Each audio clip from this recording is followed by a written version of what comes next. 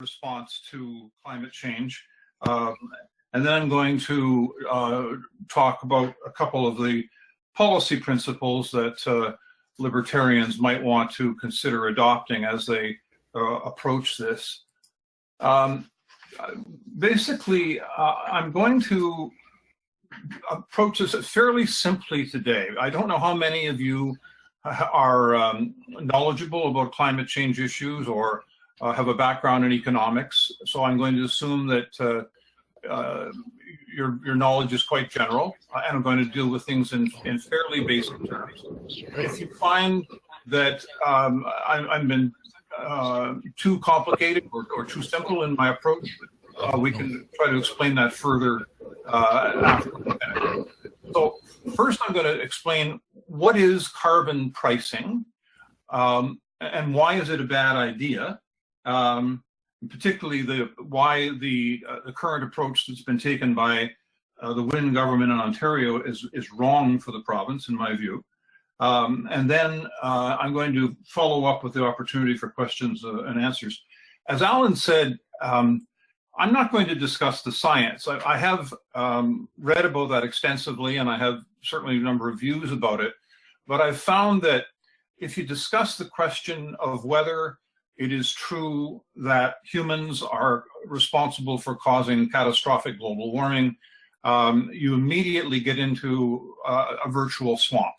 And you typically, it becomes very controversial discussion, and anyone who even begins to ask questions about it is accused of being a denier, as though someone who is skeptical on this topic is somehow akin to a Holocaust denier. I'm not going to go there. I don't think it's necessary to discuss the scientific issues in order to understand why raising prices and taxes on Ontario residents is not a very good way to respond to the issue of climate change. So what is carbon pricing? You've probably heard both the term carbon taxes and carbon prices.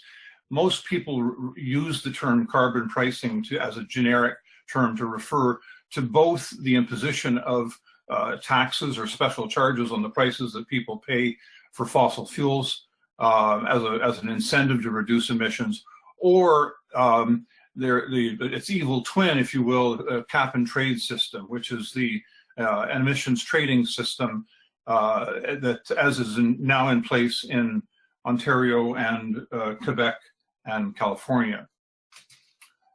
First, carbon taxes. Well, everyone knows what a tax is. It's in fact a charge that is imposed by a government.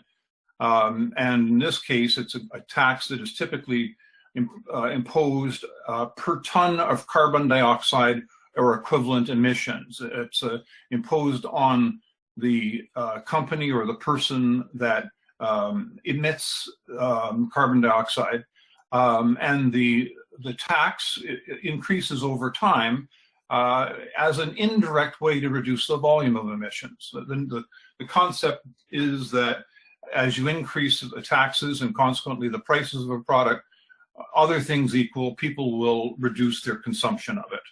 And so, in other words, there's an incentive to reduce, and that incentive will increase as the level of taxes or prices increases. The real attraction of this from the perspective of many economists is that by affecting prices, you allow companies and individual consumers to make their own decisions about what will be produced and what will be consumed, as an alternative to having the government regulate things and decide itself what will be produced and consumed. But in either case, it is the government making the decisions. In some cases with carbon taxes, there is a very important issue, which is what to do with the revenues that the governments receive. And when carbon taxes were initially proposed, they were sold on the basis that they would always be revenue neutral. What that means is that governments were promising that all of the revenues that they receive from carbon taxes would be returned to the public in the form of reduced rates of other taxes of general application. and other taxes of general application. I'm talking about things like personal income taxes, corporate income taxes, sales taxes, and the like. That was the general idea.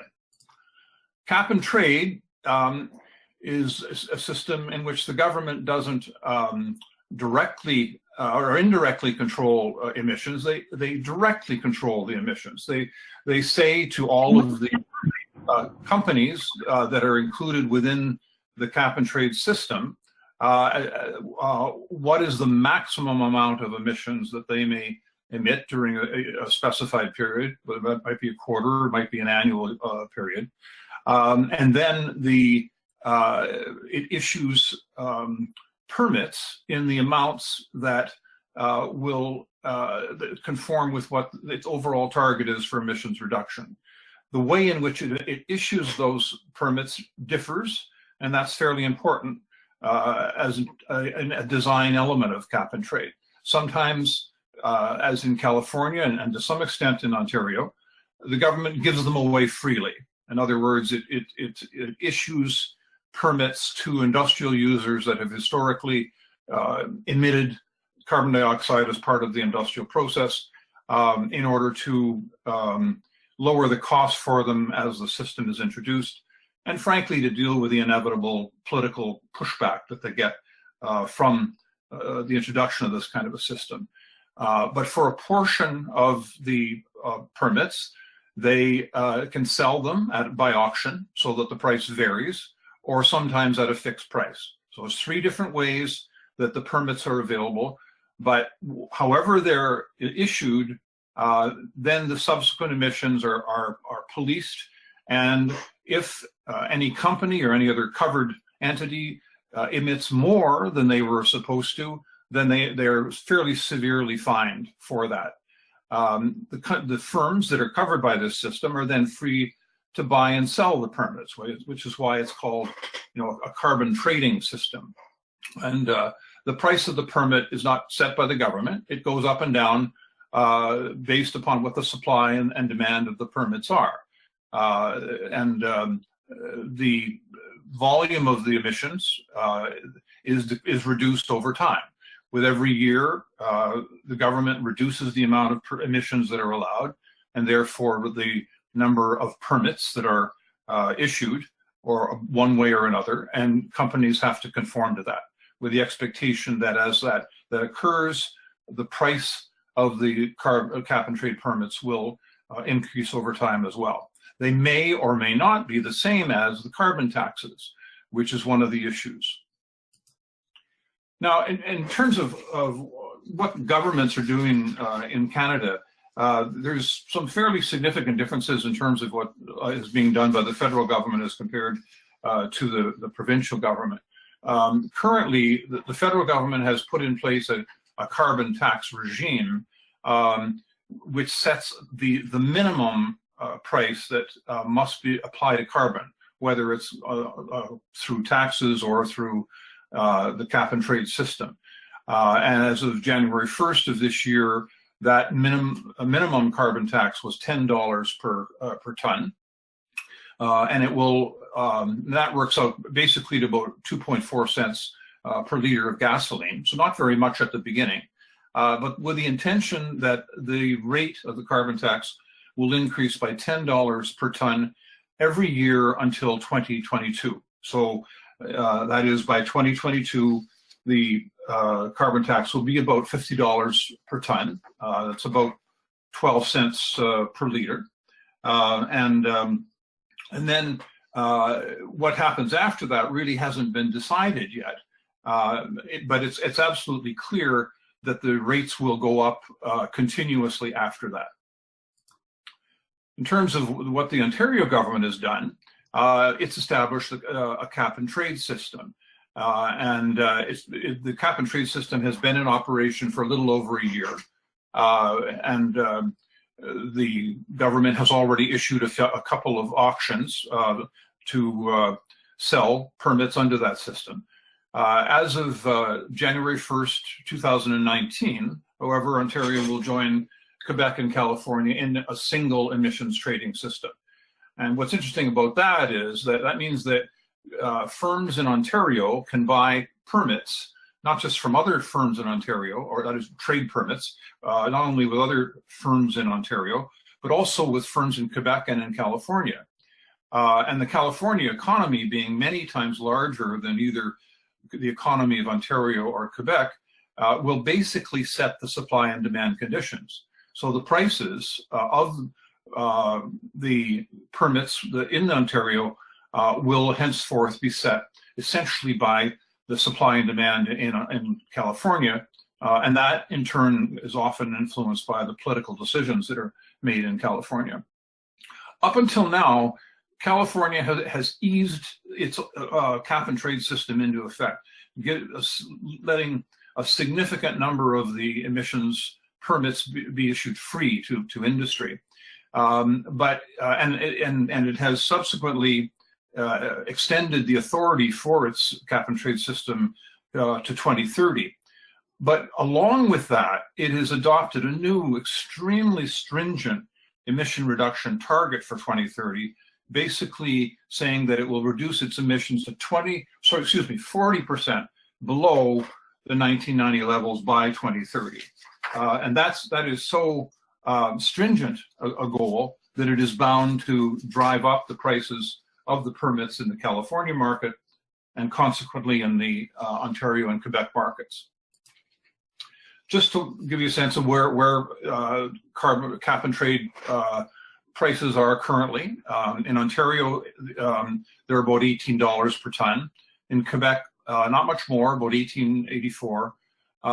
In California, $15.28 US, which is equivalent of 1968 Canadian, and in the European Union, it's about 12.80 euros or 20.48 Canadian dollars. So they're all fairly close right now, but that again, that will change over time depending on how the supply and demand conditions change. So now I want to talk to you about what I see as the 8 serious problems with cap and trade. And these are the ones that I think would be particularly useful to you as you're out discussing matters with the public. The first is that it's carbon pricing or taxing has a really disproportionate impact on lower income people. As you see on the screen there, according to the U.S. Bureau of Economic Research, carbon prices, depending on how broadly applied they are in the economy, can place cost burdens on the consumer that is anywhere from 1.4 to 4 times higher on the lowest fifth of income earners than it is on the highest fifth. In other words, people who have lower levels of income spend a higher percentage of their income on energy products, whether that's for heating or for air conditioning or for lighting or for transportation, than people who have higher income levels. So it's a really disadvantageous thing in terms of the poor. If you want to work that out in terms of a specific example, I'm giving you one there. $15 per ton tax adds about $325 per year in energy costs. In Ontario, before 2010, natural gas as a home heating fuel was not taxed at all. But when the HST was applied to natural gas, that was the first time that the provincial government actually began to tax home heating fuel. The imposition of cap and trade prices will tax it even further. And that's what makes that important is, of course, the elderly tend to keep their houses warmer, and a lot of the elderly are on fixed income. So that's going to be a particularly vulnerable group for the introduction of cap and trade. Second problem is that beyond its impact on individuals, it's extremely harmful for firms. It harms the competitiveness of any firm in Canada that has to compete with foreign suppliers, and it harms the competitiveness of any Canadian company that tries to export abroad into markets where the other firms do not have to bear the impact of carbon taxes or carbon prices. It adds to the input costs. It makes it more difficult to compete and all across the board. This is particularly significant because of the fact that the recent tax changes that have been made in the United States to lower corporate income taxes, and because, at least under the current Trump administration in the United States, the U.S. government has made it clear that they did not intend to apply carbon taxes there. To just have a general sense of what Canada's current competitiveness situation is, between 2015 and 2017, we rank 16th out of the top 17 OECD countries in terms of our competitiveness for business investment. And that's been showing up in terms of significant reductions in investment over the course of the past couple of years. There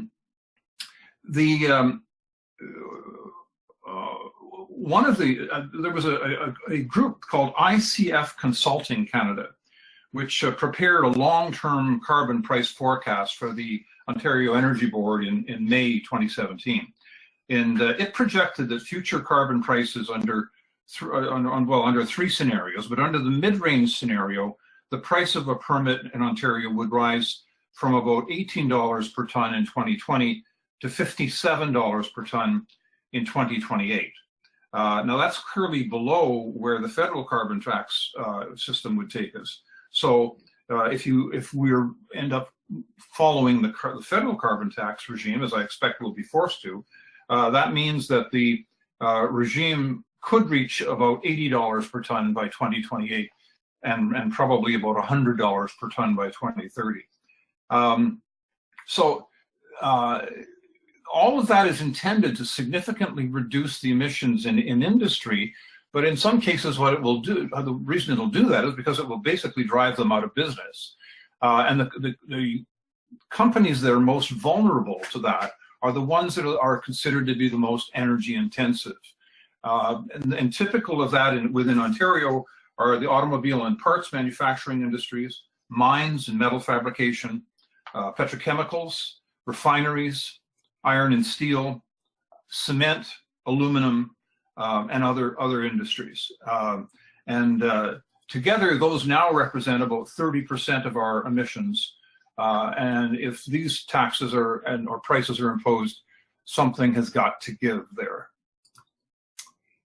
Okay, another problem is, just if I can use an economist term here, carbon taxes are more than, they cost the economy more than the direct revenue effect to governments. There is what's called a deadweight loss to the economy, a cost that is above and beyond the money that goes to the government. And the reason it's caused that is because the effects fall on the most productive parts of the economy. But the funds that are then taken away by the government and they're redistributed either to the less productive parts of the economy or to fulfill certain social, environmental, or other objectives. So the net loss to the economy for a dollar that's imposed in carbon taxes or carbon cap and trade fees can be 30% to 100% more than the actual cost of the money that's going to the government. The fourth problem is, frankly, they don't work very well. People tend to associate the effects of carbon taxes, particularly upon the transportation sector, because all of us can relate to what happens when gasoline prices rise and so on. But particularly in the transportation sector, but also in the other major sectors of the economy, it takes a long time for people to adapt to higher prices. What's called, there's a low level of price elasticity. The demand does not respond as fast or as far as the increases in the prices. And this has really been the case with gasoline and diesel fuel demand in the past. There's no question that over time, as prices rise, people will eventually start to curb their consumption. But there's a limit to it because it's basically affected by the availability of alternative transportation modes. And even in countries like Europe, where the prices of petrol or diesel oil that they use for gasoline there is significantly higher than it is in Canada, and where the taxes that have been imposed for environmental reasons are significantly higher, there are still a very high level of demand. In Norway, you can see an example there, gasoline prices now are equivalent to about $2.61 per liter. That, we won't get to that level until the carbon taxes are the equivalent of $600 per ton. And notwithstanding that, gasoline demand in Norway is still increasing. So the notion that by raising gasoline prices, we're going to get people to absolutely forget their cars or forget using trucks to transport things around just has not proven to be the case in other countries. If to achieve many of the more severe climate change objectives, as I'll get to a little later, you would basically have to completely eliminate all oil and gas use.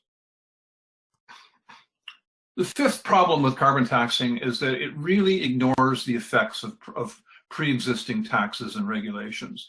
As I'm sure most of you already know, federal and provincial excise and sales taxes on gasoline already are fairly high. They averaged about 42 cents per liter in Ontario in 2017. With the when we get up to the $50 per ton level, that'll add another 12 cents per liter by 2022, or add about another $200 per year to the annual gasoline bill. That won't get you out of your car, frankly. Let's say, well, I don't think it'll hit many, but it's as I say, a particular pain in the neck, and it falls very heavily upon those that have lower incomes. The irony of all this is that we don't need to raise prices to improve the fuel efficiency of our cars.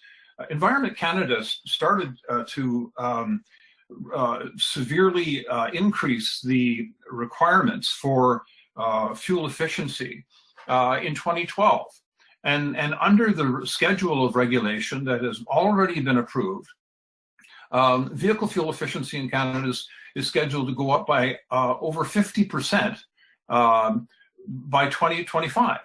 So regulation alone is going to bring the cars to much higher levels of efficiency, and we don't need carbon taxes to achieve that objective. Problem number 6 is that it comes to the question about what is the right level at which to set carbon taxes. In theory, the carbon tax should be set at a level that is equal or to what people call the environmental externality. That is, if you could somehow value the environmental impact in dollar terms and impose that as an additional price on consumers, the theory is that they would then adjust their behavior in a way that is appropriate to take into account a cost that they're otherwise not seeing. But that's extraordinarily difficult to calculate. With climate change, the issue really is what will be the adverse effect on the global climate by 2100. So you're talking about something that's 82 years from now, and to try to estimate what that effect will be, and then further translate that into what the present day economic effects of that are, is enormously difficult from a methodological perspective. So in fact, people don't try to do that. What they do instead is they try to calculate what is the effect of reducing emissions by the amount that people think is warranted. So if you think that we have to reduce emissions by 10% or 20%, you take that as a quantitative change and then figure out, well, how much would we have to raise prices to achieve that result?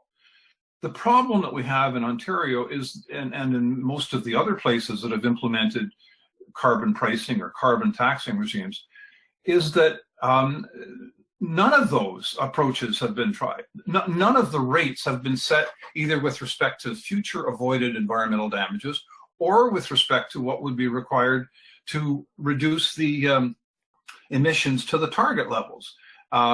And furthermore, the only reason you do any of that is so that it can be taken into account in a cost-benefit analysis that evaluates, the puts and takes of different effects. Ontario has conducted no cost-benefit analysis of its carbon pricing regime, nor has it conducted a cost-benefit analysis of its current climate policy, nor has it conducted a cost-benefit analysis of the changes that it's made to its electricity regime to raise costs for consumers across the board.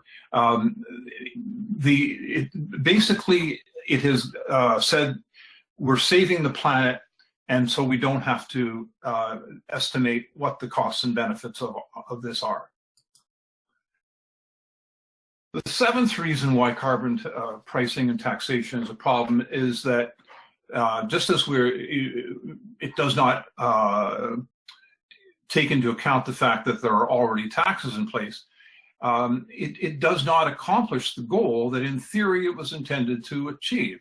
As I mentioned, from a theoretical perspective, the benefit of carbon taxation or carbon pricing is that it leaves the choice of what to supply and what to demand in terms of energy-intensive goods in the hands of the consumers and the suppliers. And it relieves the government of the responsibility of passing regulations or implementing programs or dictating to producers and consumers what their energy supply demand behavior should be. The problem is that in Ontario, they do not intend to eliminate any of the regulatory programs, any of the grant programs that have already been put in place. And by this, I include any of the changes that have been made to the electricity regime, the subsidies that have been given to ethanol, the subsidies that are now being given to electric vehicles, the subsidies that are being given to renewable energy. None of that will go away.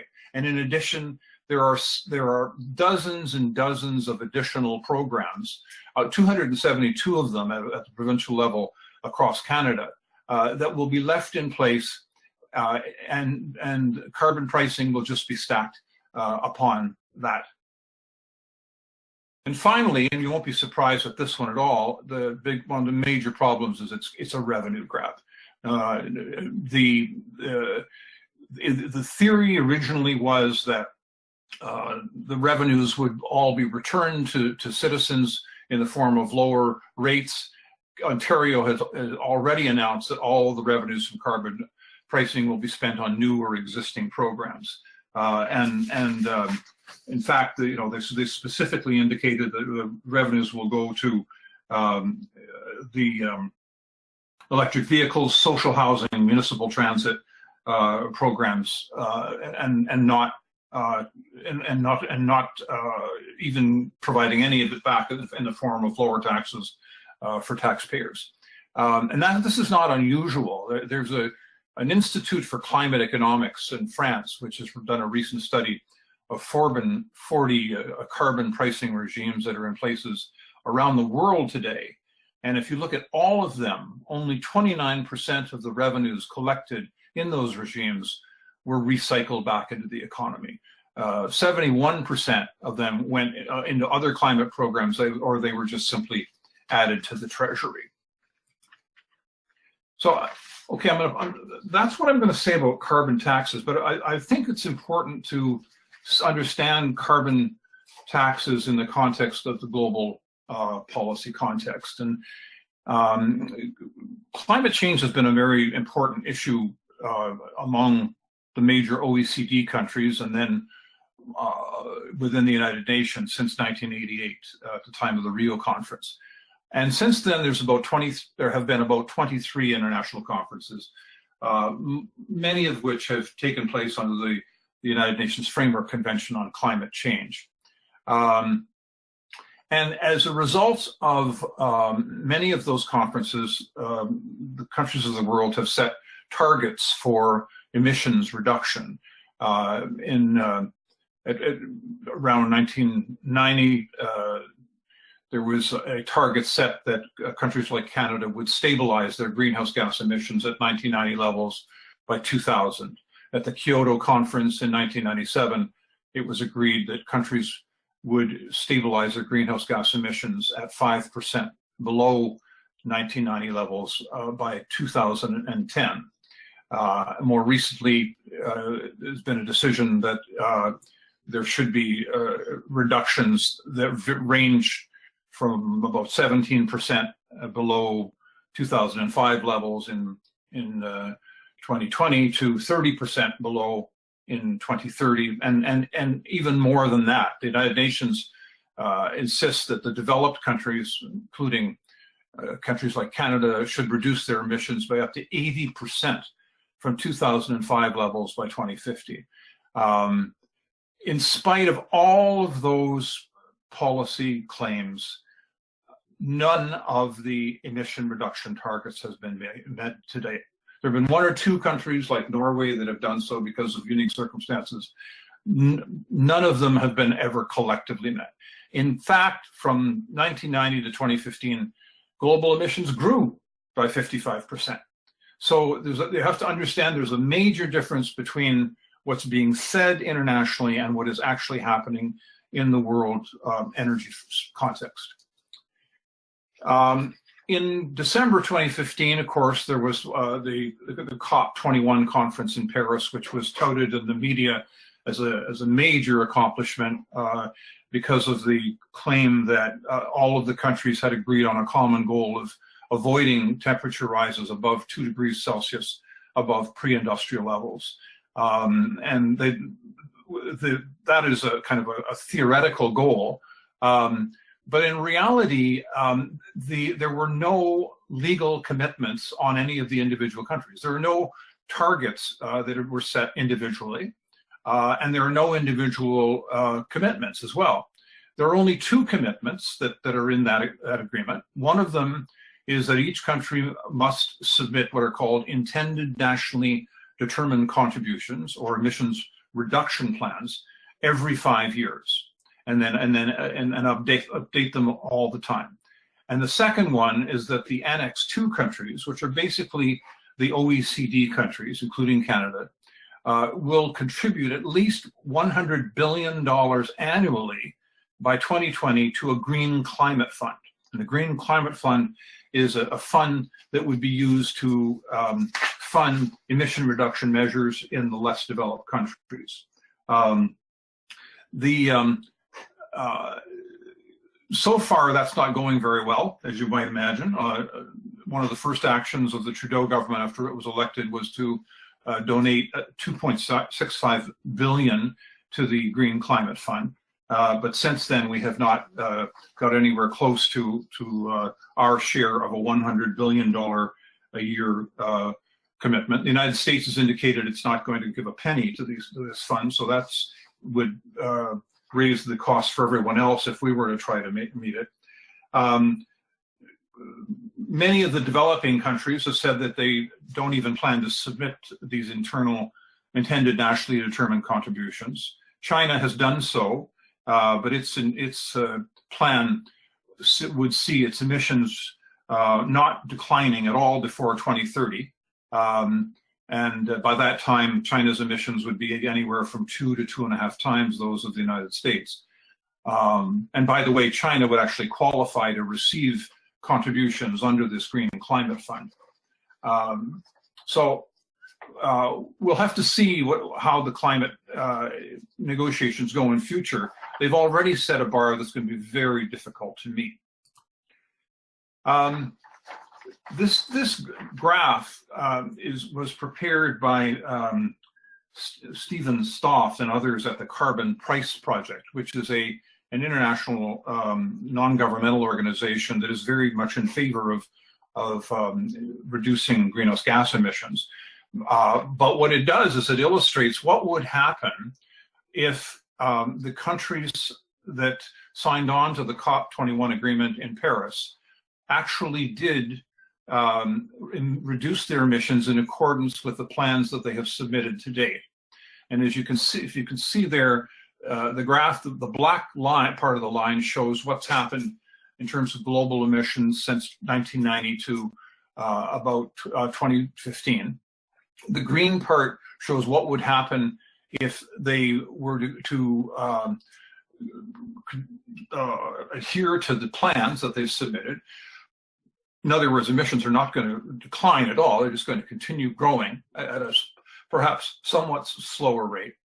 But then we get to 2030, and if the world were to meet the target for total emissions reduction that the United Nations claims is required, it would basically, emissions would have to completely crash after that. The world would have to go into the worst depression that it's ever experienced, and that would have to last for the rest of the time out to 2100.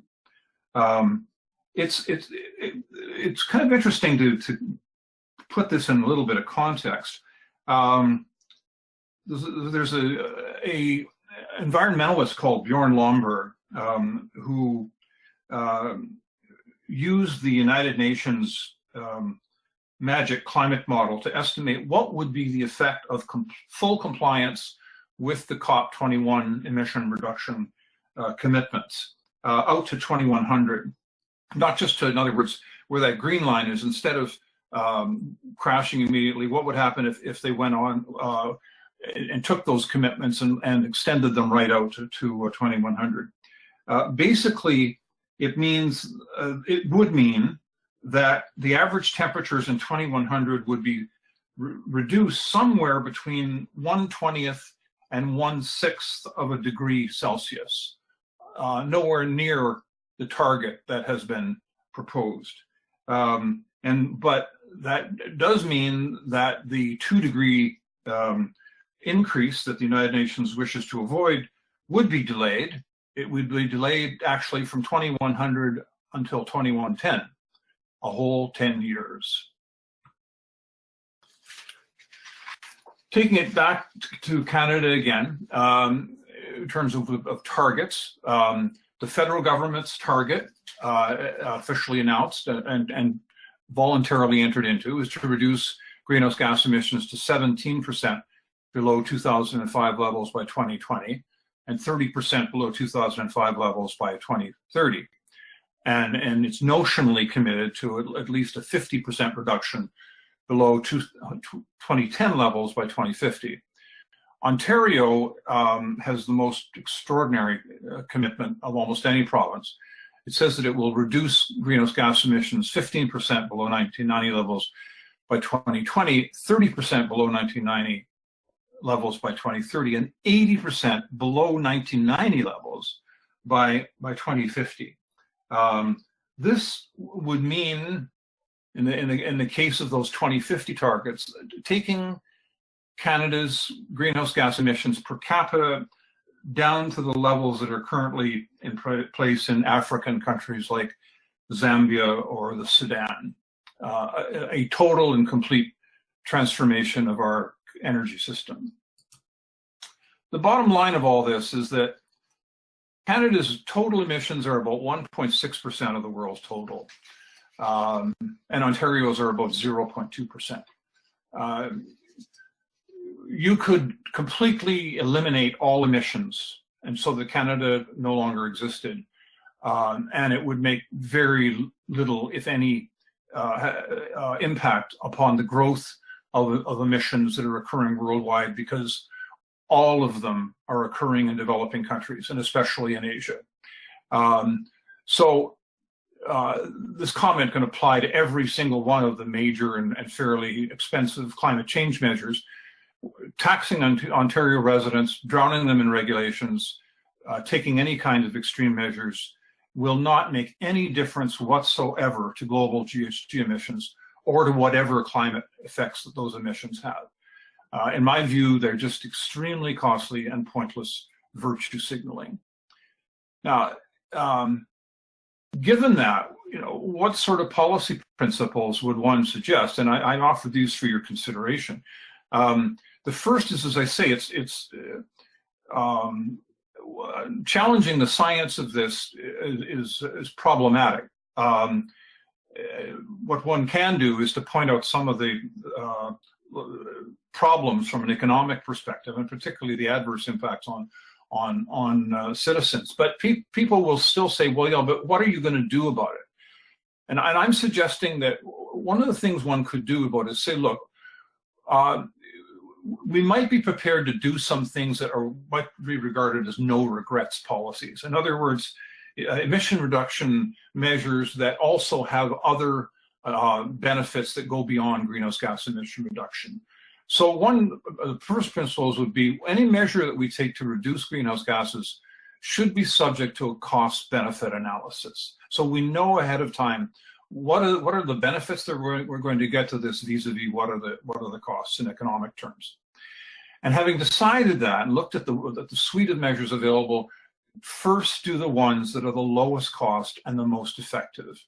Don't go, as Ontario has done, to the most expensive possible measures first, regardless of how much lobbying occurs from the companies in the quote so-called green industries. If a measure cannot be justified on the basis of the economic costs and benefits, and people want to accept the notion of an environmental premium, then if any is done, then it should be transparent and consistently applied. So we're not doing things, adopting the principle that if we save the planet, it doesn't matter what it costs. In terms of other principles, I recommend rejecting absolutely the Ontario 80% emission reduction target. It's unworkable and too costly, and I don't think Ontarians want to have their economy reduced to that of Sudan. The Green Energy Act of 2009 is the legislation that underpins the current system of massive subsidies for wind and solar energy in Ontario. And the repeal of that would put those energy sources in a situation where they have to compete competitively against other energy forms. Future climate funding on the part of the government should be increasingly developed towards adaptation. If the science, those who claim that the science is leading towards catastrophe are right, then the sensible thing to do is to spend the money on the things where Canada would get 100% of the benefit rather than one very tiny percentage of any benefit. And finally, I think Ontario should promote the adoption of similar principles by the federal government. I hope that's been clear, and I'd now be glad to entertain any questions that you have. Okay. Thanks very much. That was great, very illuminating, and interestingly corresponds to a lot of our one of our policy positions: repeal the Green Energy Act. Anyway, so who's got questions? Oh, by the way, let me just point out one thing. We didn't talk about the science much, but Bob Lyman belongs to. He's a writer for this group called what's it called? Friends of Science. Friends of Science. There you go. And Friends of Science posted an article today, which you might be interested in. I will put it in the chat box. It's a link, and it talks about the actual science-based argument against the Paris Climate Accord. And one of the biggest problems in science, and I happen to know a bit about science because I taught it for 35 years, is that the whole climate change theory isn't falsifiable. In other words, you can't really disprove it. Well, you can, but in 100 years. In other words, there's no way to know by anyone living, by anyone in this group here, none of us will be around. 2100? I don't think any of us will be around in 2100. And that means that effectively it's unprovable. And so why are you doing this? That's the biggest problem with this whole issue. So really it isn't a theory so much as a hypothesis. And we're spending an enormous amount of money and effort on a hypothesis which may or may not be true. It may well be true. Who knows? I don't know. But I'm not going to be around to know. My grandchildren might not even be around to know because, well, that's 82 years from now. So who knows? Anyway, there's the link. Take a look. Who wants to start us off with a question?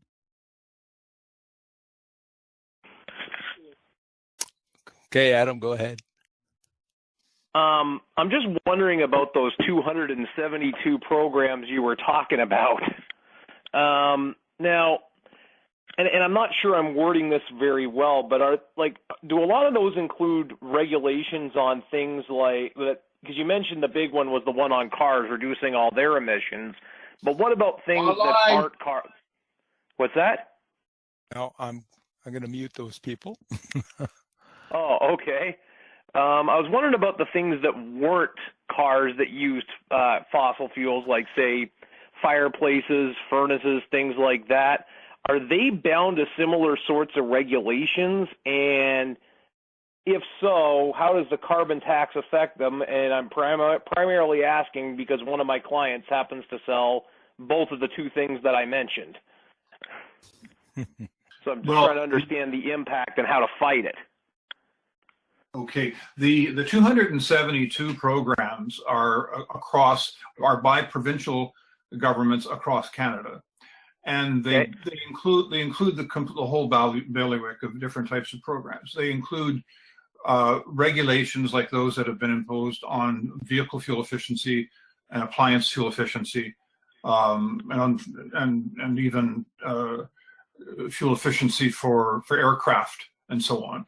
But they also include the subsidies that have been provided for electric vehicles, the subsidies, the tax exemptions that have been given for ethanol, the feed-in tariff program in the electricity sector, the so-called conservation programs that are implemented, the funds that have been given to through the Green Climate Fund that's operated by municipalities.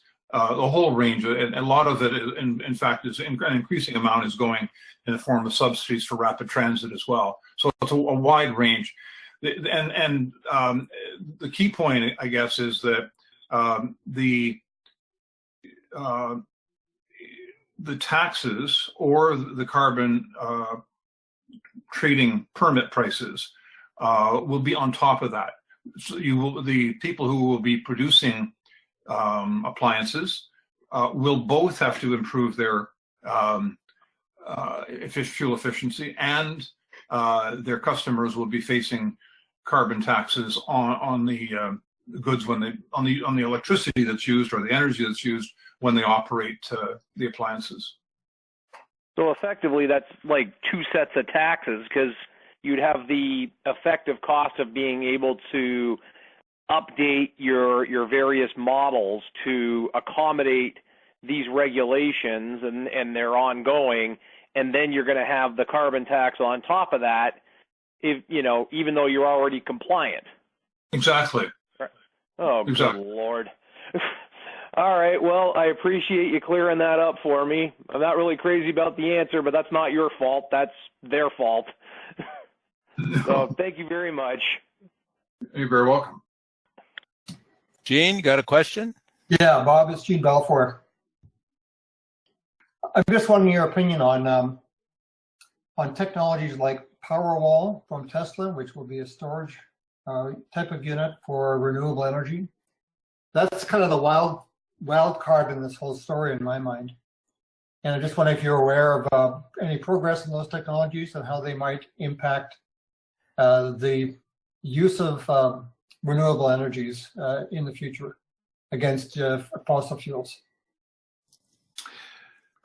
Well, I'm not a technology specialist by any means, but I have read a fair amount about batteries, because the central problem for those of you that are not familiar with electricity issues is that in contrast to oil or coal or even natural gas, you can't store electricity, and so it has to be available when it's demanded. And the hope has been over time that you could deal with one of the central problems that are associated with renewable energy sources, solar and wind which is that they are intermittent. They're only available when the sun shines or the wind blows, by storing it, coming up with advanced battery storage technologies. And so there's been a tremendous amount of research that's been done in this field over the course of the last several decades. The costs of battery storage is coming down, but it's still generally very, very expensive. And I know that Tesla is having significant difficulty in marketing its current Powerwall product. Frankly, it's running into far more serious problems with its automobiles, and you know, there's a serious possibility that Tesla will be facing bankruptcy problems within the next couple of years if they don't pull out of this. But I can't. I don't really know much more than that about the Powerwall. Yeah, it looks like Mark Snow might have something to say about it since he was part of it. So there is, incidentally, on the Friends of Science website today, there is an article on precisely that subject. So if you go to look at the one that Alan referred to, you'll see another one on battery technology as well. Okay, I'll look it up. Thanks. You're welcome. Just to follow up on that last point about the Powerwall, there's two key factors about Powerwalls. Is Elon Musk was challenged by Australia to install this $100 million power storage device. When it was all said and done, he made the bet, and he won the bet, and they had it done in 100 days. However, the total $50 million storage capacity and cost of that particular project will supply 1 hour of power for 5,000 homes. The secondary factor about battery storage in any type, either it be lithium, lead acid, or nickel metal hydride, is the resource extraction is just as damaging to the environment, and the cost of that resource extraction, the pollution to the environment, and then the leftover product when it's reached the useful end of its life is more damaging to the actual air, land, and water than a carbon footprint of 1 million cars driving at once. But the biggest factor that's going to come to the business model collapsing on the whole battery storage market for large capacity storage, for say a 10 megawatt solar or wind turbine, is that you cannot build out enough capacity to justify the cost of a business plan to be able to make it viable for a market without making that market 400 or 500% more expensive to give that energy back to the people. all right, thanks, Mark. By the way, I've posted the link to the Friends of Science website. It's there in the chat box, should you be interested in going there. Anything else? One more question, Alan. Has anybody done any studies on the vastness of the green of Canada? In other words, the large vegetation that we have that acts as a carbon sink? And is any of this in anybody's climate modeling as to countries that have large green vegetation, carbon capture sinks? Is there anything along those lines that they take into account when planning these huge taxes on us? Not with respect to taxation.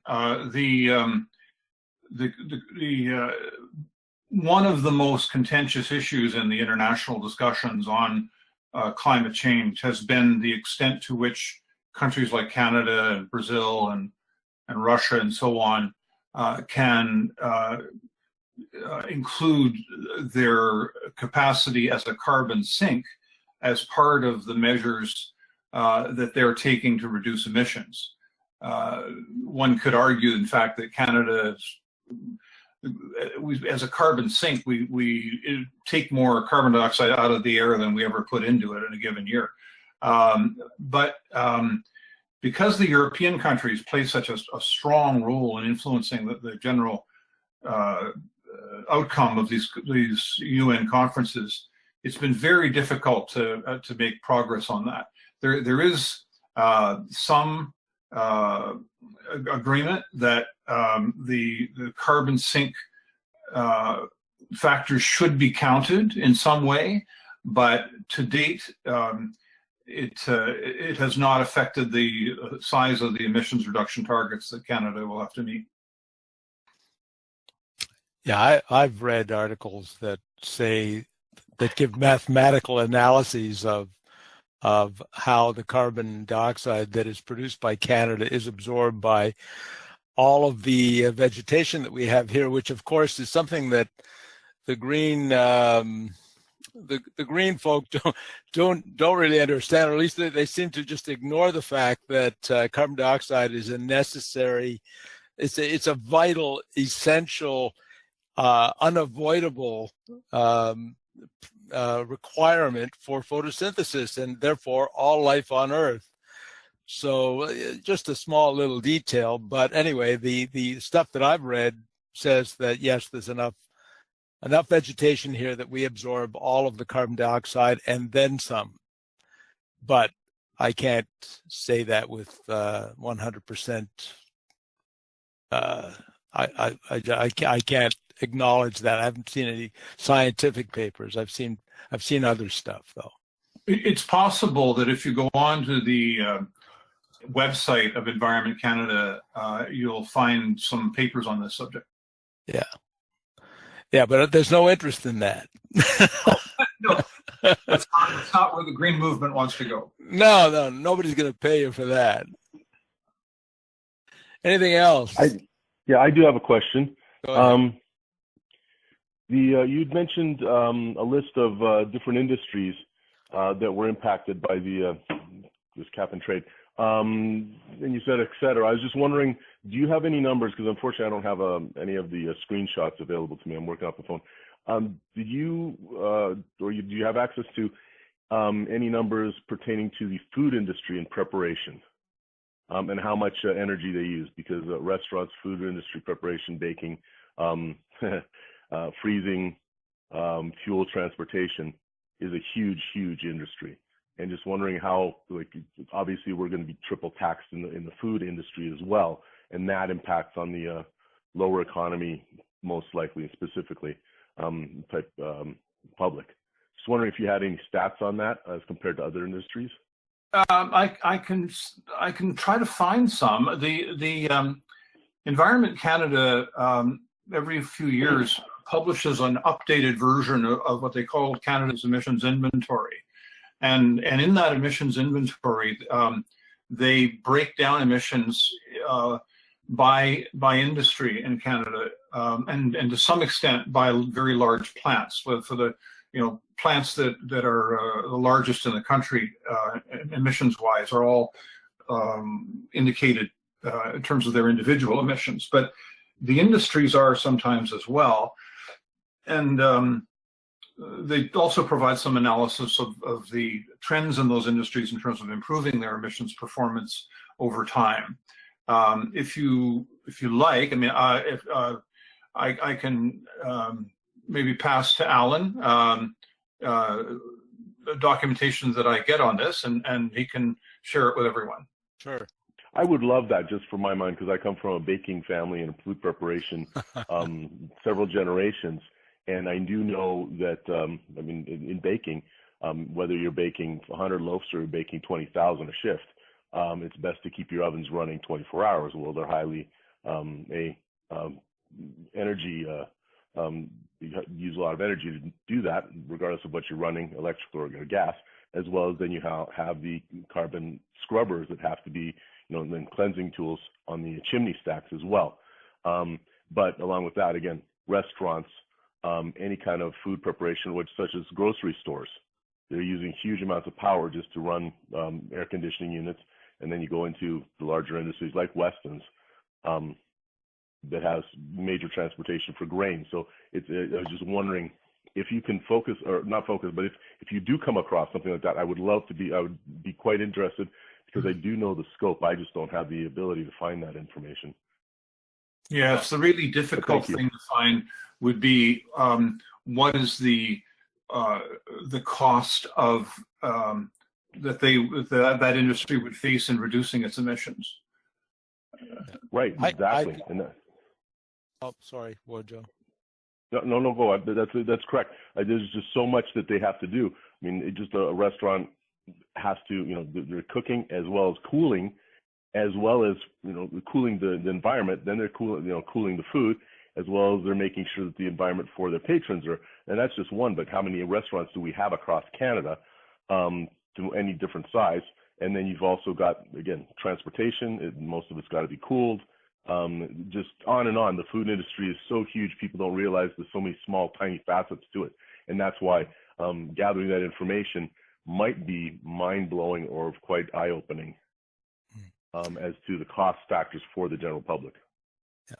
I can add to this discussion because lately you might have noticed that there's a big push on to reducing the consumption of meat, because the cattle industry, yes, meat, M-E-A-T, the cattle industry is one of the largest producers of greenhouse gases through the emissions that cattle produce. And so they want to put a tax on beef and cattle consumption. So a tax on steaks, for example. So there'll be a carbon tax on the steak that you eat at a restaurant, because that animal that produced that meat had produced all these carbon emissions over the course of its life, and that, of course, adds to the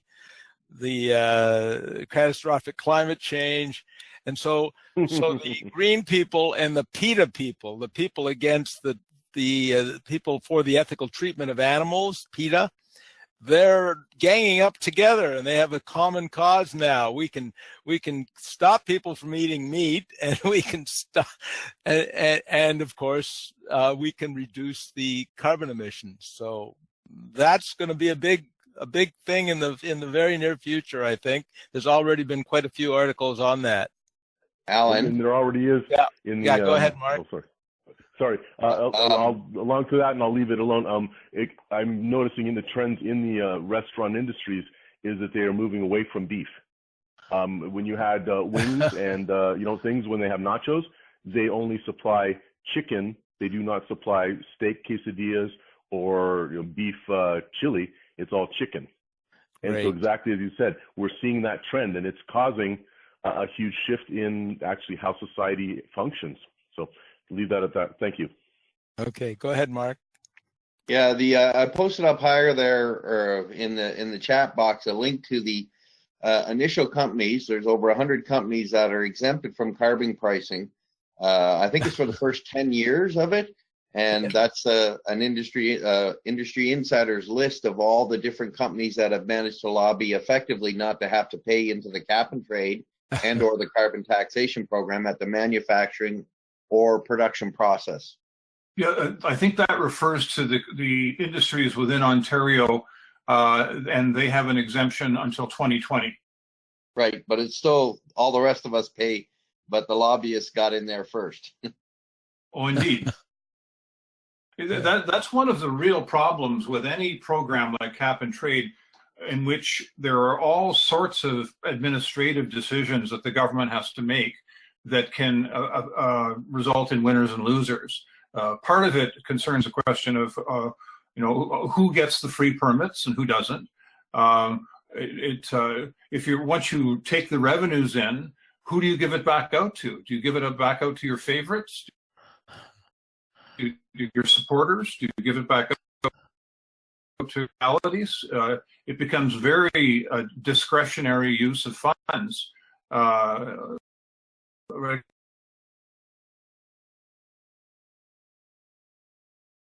I did want to comment, Alan, that I had heard that some U.S. jurisdictions are experimenting with flatulence catchers.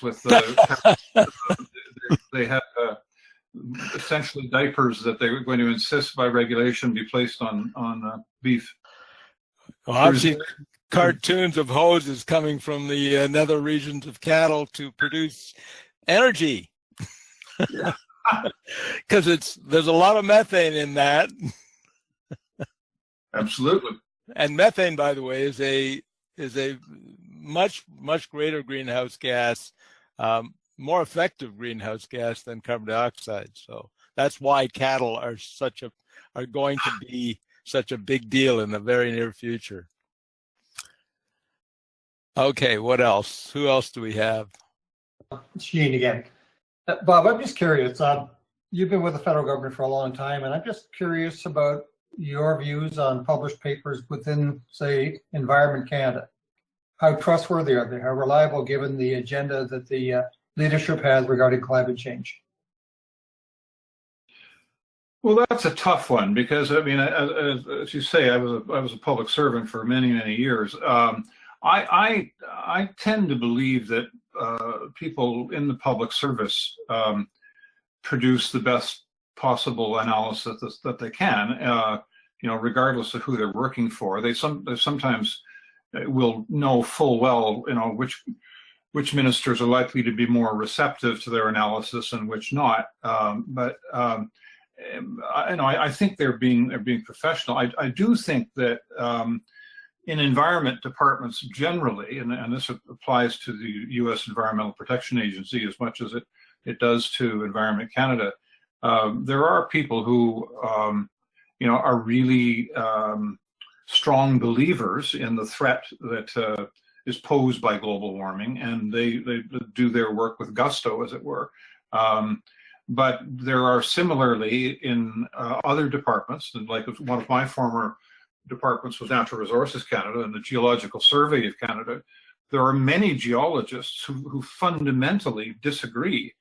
Paleontologists, geologists, geographers who fundamentally disagree based upon the studies in their disciplines, and they have not been shy in reporting that to ministers. But public servants are supposed to provide their analysis in-house. So they're not supposed to be kind of debating public policy issues in public. And so, most of the time that doesn't really get out of the intra-governmental sphere. I guess the question goes down to, say, project funding, for example. If a project is in alignment with what the people at the head of the organization are interested in supporting, then they might get approval for their funding when somebody else may not. Or career might be affected as well, promotions and that sort of thing, based on whether they're on the right side of the ideological divide. Well, it's certainly it's possible. There's no doubt that climate change has offered to scientists in government an almost unprecedented opportunity for additional research funds. They would be less than human if they weren't excited about the possibility of getting more money for their research.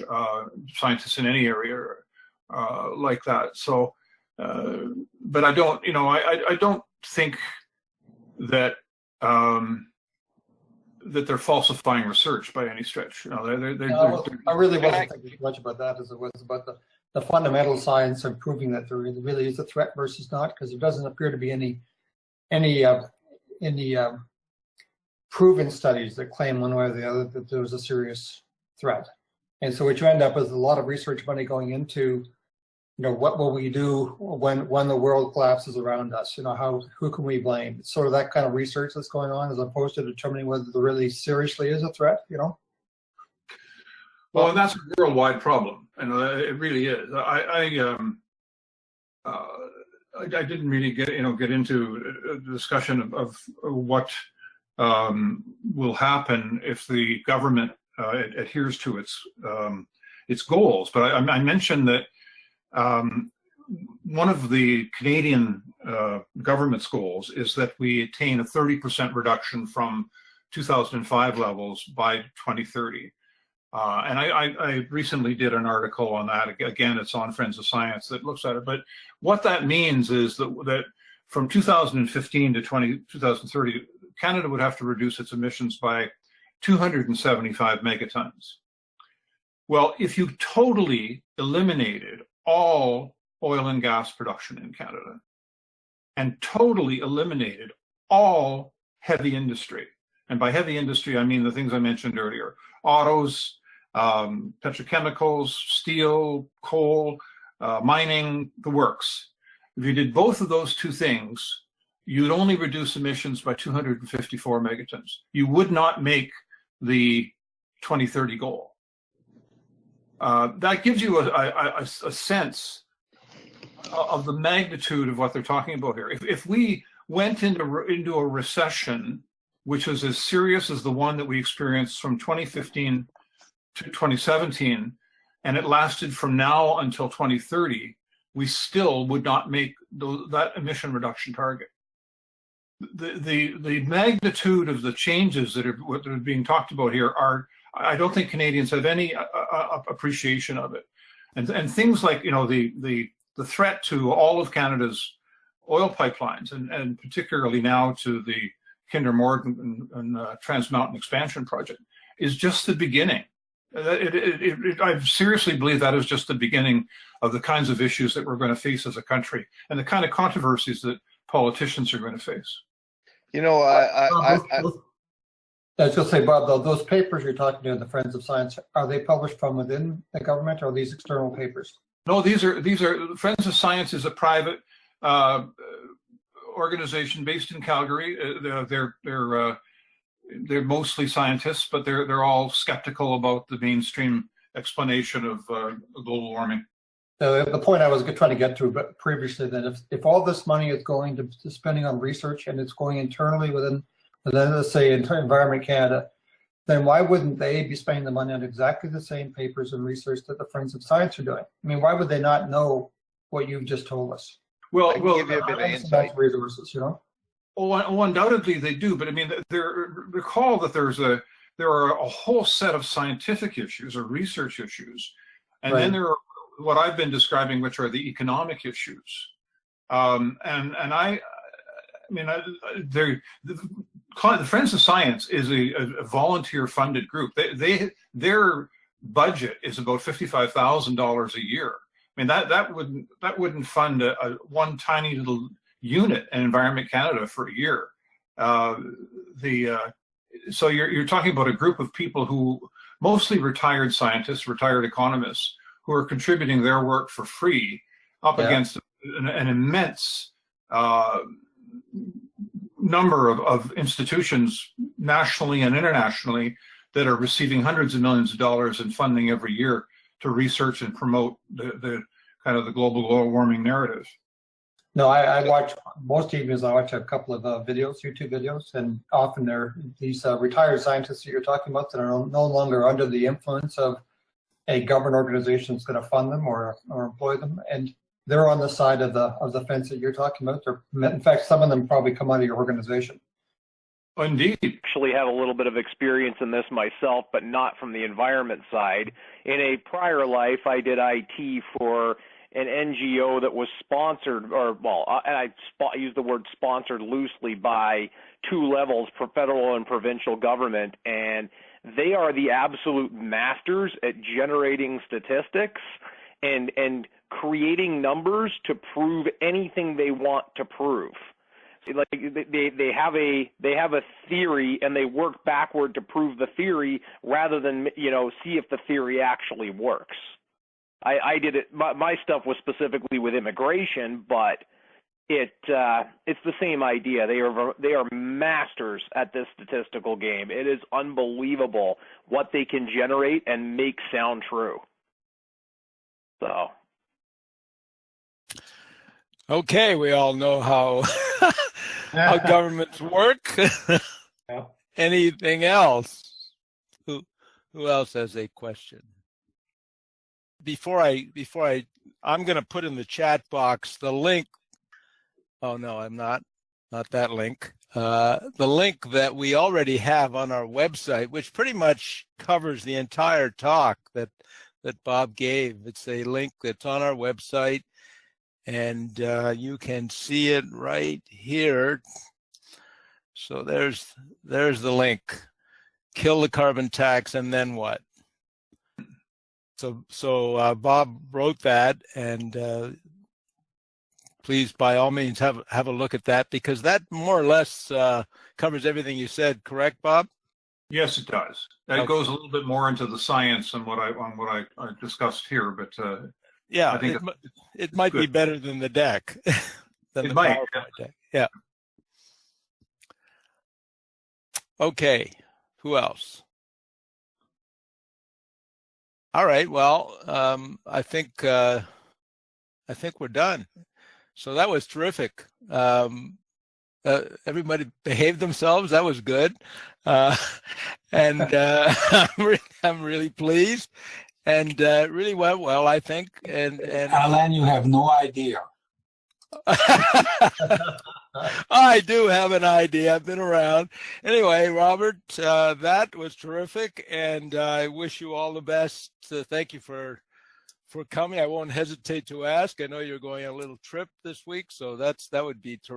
I hope you enjoy yourself and get your mind out of all this crap that we're enduring. It was my pleasure. Thank you, Alan. If you want me to give similar presentations on other climate-related issues in future, just let me know. Very good. I may take you up on that. So on behalf of everyone here, and that was great. I don't know, applause doesn't work very well on one of these things, but here I am applauding you. Very good. Thanks very much, everyone, for coming, and have a good night. And we will, and please, by all means, go to that link that I just posted, and I will post the deck as well in our members only area. Okay? Okay. So have a good night. All right, thank you. Good Bye-bye. night.